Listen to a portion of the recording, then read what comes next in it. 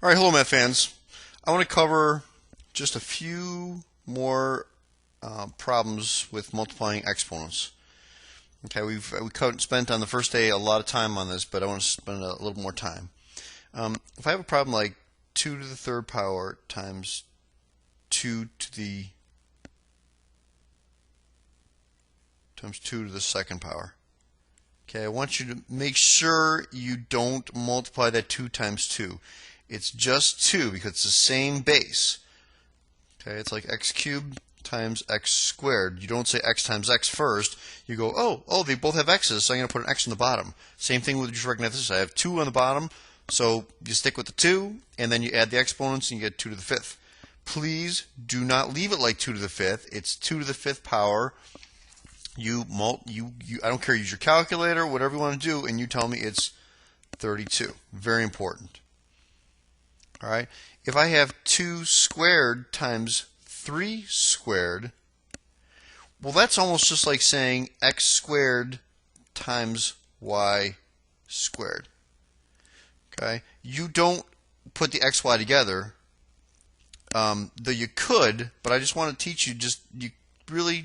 It's good just to do it separately. Later on, when you get into Algebra 2, more advanced, then you can kind of put some things together. But just right now, I want you to say, oh, okay, well, that's 4, and that is 9. So my answer is 36. Okay, so technically, you could have said 2 times 3 is 6 squared, but it's a little more complicated than I really want to get now, even though you get the same answer. So if you see a different number, just multiply it out and deal with it. All right, just like you would do this, you don't say that's x y to the 4th power, it's x squared y squared. All right, so that's important. So if I have 3 to the 5th power times 3 to the 3rd power, you're going to tell me it's 3 to the 8th power. And again, you're going to use your calculator and tell me 3 to the 8th power is 6,561. Okay, that is not correct. Don't tell me it's 3 to the 8th as an answer. Very bad. Okay, so that's first thing. And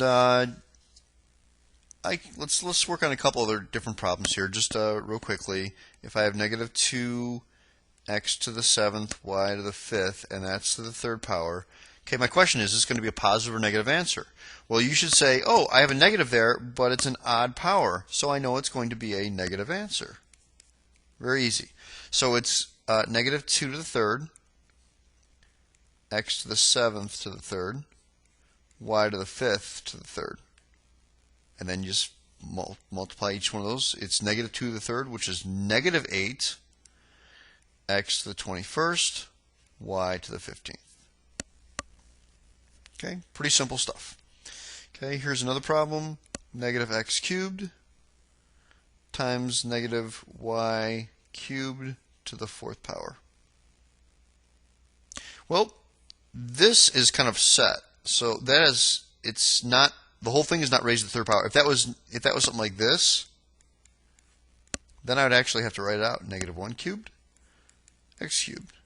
But it's not. It's negative, and then it's x cubed. The x is the only thing that's being cubed. But this is negative 1 to the 4th power, y to the 3rd power to the 4th power. Okay, so I get negative x cubed, and negative 1 to the 4th is positive 1. I could write it out here if I want, and y to the 12th. And then that 1 is just, it's basically the answer to this one is negative x cubed, y to the 12th.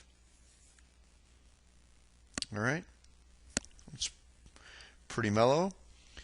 One thing I know I need to cover here, because people get that confused a lot. If I have 3 x y squared to the 4th power, people want to take that 3 and they want to distribute that.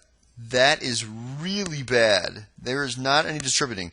And I want to explain the only time you ever distribute, if it's 3 times x plus y, then you would say 3x plus 3y, because it's addition. So if it's adding or subtracting, you distribute.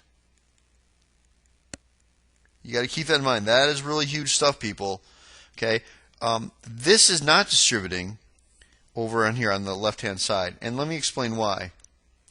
If I had 3xy, that's just saying 3 times x times y. That's not 3x and 3y, because now if I put that together, that would be 3 times 3 is 9. You're saying that 3xy is 9xy, and it's not. You don't distribute it. It's like saying 2 times 3 times 4. Don't you just say 2 times 3 is 6, and then 6 times 4 is 24? You don't say 2 times 3 is 6, 2 times 4 is 8, and get 48. You don't do that. You multiply this times this times this. So 2 times 3 times 4. And you don't do it this way. All right? So this is the same thing. I'm going to say it's 3 times x to the 4th. So I'm going to use all my rules that I did before. Y squared to the 4th. And then it's 3x to the 4th, y to the 8th. That is the answer to this problem. It's not 3 times that and get 3x to the 4th, and 3 times that and get 3y to the 8th and get 9. Don't do that. That 3 is on the outside of the parentheses. It does not get affected by the 4th power, and at the end the 3 just goes in front. That's all it is. Or if I had 2x to the 4th times 3x to the 3rd, you're going to say 2 to the 4th power is 16. So actually, let me write this out. It's 2 to the 4th, x to the 4th, 3 to the 3rd, x to the 3rd. So then you're going to say 2 to the 4th is 16, x to the 4th, and then it's 27. 3 cubed is 27, x to the 3rd. Okay? Please don't leave it that way. You can't have two numbers in a problem. It's like you never did. You never had 2x, 3y, 4z. That never happened. Okay? You always combined all the numbers together. So this is just multiplication, though, right? It's like almost one of our first problems. So on your calculator, you can type in 16 times 27.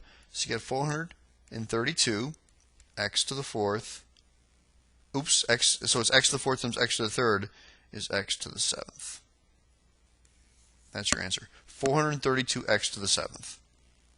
Okay?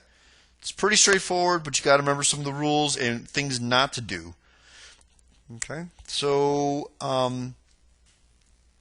real quickly, negative 2 to the 3rd power is, remember, cover up that. It's just really, that's being cubed, so it's negative 8.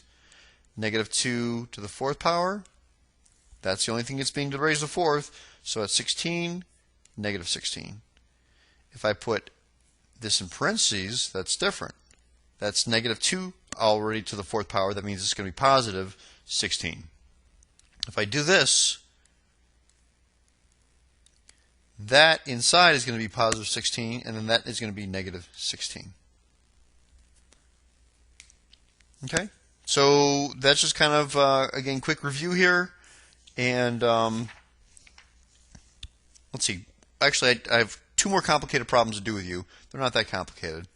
So it's negative 2x cubed y to the 5th z. This is about as tough as it gets, by the way. Cubed. Just got to remember some of the other rules, though. Times negative x to the 5th y z to the 10th, and that is to the 4th power. Okay? Probably the most complicated, but again, write everything out with that cubed and with that 4th. So you should have 1, 2, 3, 4, 5, 6, 7, 8 parentheses. Okay, so I'm going to do that. It's negative 2 cubed, x cubed, cubed, z cubed, and that negative, remember that's negative 1. So treat it as a negative 1. Put it in there. Negative 1 to the 4th power. X to the 5th to the 4th power. Y to the 4th power. Z to the 10th to the 4th power. There you go, man. There is 1, 2, 3, 4, 5, 6. Why am I missing one? 1, 2, 3. 1, 2, 3, 4, 1. Oh, I forgot this guy right here. This y to the 5th to the 3rd. So that goes y to the 5th to the 3rd. There we go. Okay.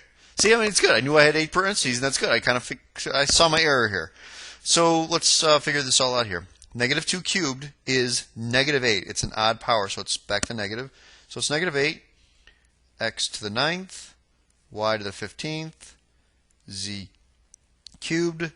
Negative 1 to the 4th then is negative, or is positive 1, x to the 20th, y to the 4th, z to the 40th.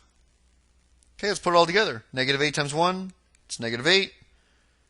X to the 29th, y to the 19th, z to the 43rd power.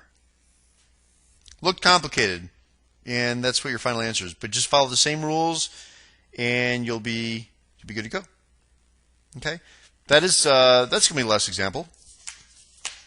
And I hope you learned something, and hope you figured this thing out. And don't make the goofy mistakes. I try to point them all out in these 2 lessons. So that's it, math fans. Have a good day.